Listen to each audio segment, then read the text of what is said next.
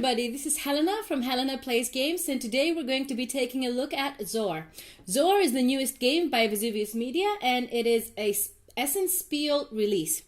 In Zoar, you take the role of a tribe leader who wants to guide their tribe through the vast desert. You will build cities, and you will grow armies, and you will try to be the best tribe leader possible by bringing the ancient relic from the desert back into your capital city. Will you be able to be the best leader? Let's see a bit about how the game plays. As we said in Zoar, each player takes the role of a tribe leader.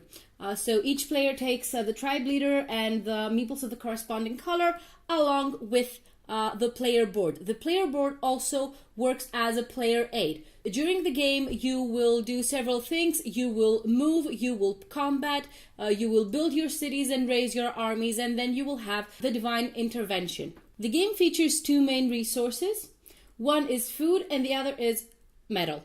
With the food, you can move your armies and your tribe leader around, and with the metal, you can build your cities and you can use it in combat. There are two winning conditions in the game. You will win the game if you bring the ancient relic back into your capital city, or if you destroy a specific number of cities depending on the number of players of the game. This was a very brief presentation of some key elements of the game. It has area control and area influence. You gather resources that you can use throughout the course of the game. It has combat, it has bluffing, it has several things you can do, and it also has the die element that adds a little bit of twist and spice at the end of each player's round. So you will create a tactic throughout each round. You will interact with other players, especially through combat, that you will have to combat them in order to defeat their armies and maybe destroy their cities.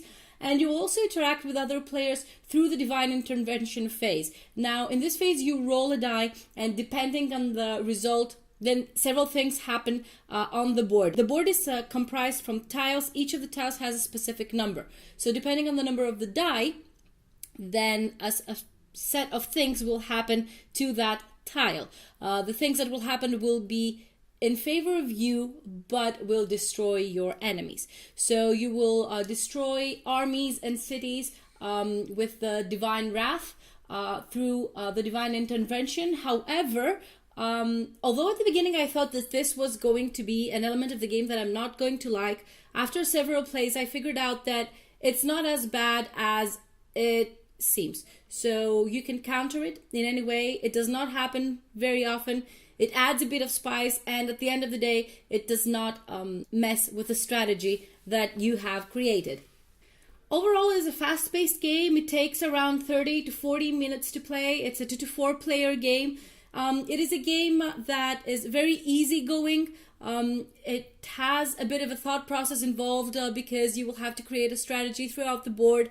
And it has great replayability because there are different things that you can do in order to win. The tiles are placed differently every time on the table, so you will have a different territory which you will have to cross with your tribe leaders.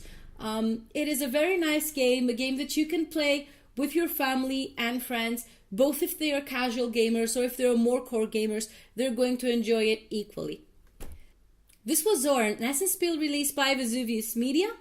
If you want to continue watching videos and reviews and previews of games, then make sure to follow me in my social media. Until next time.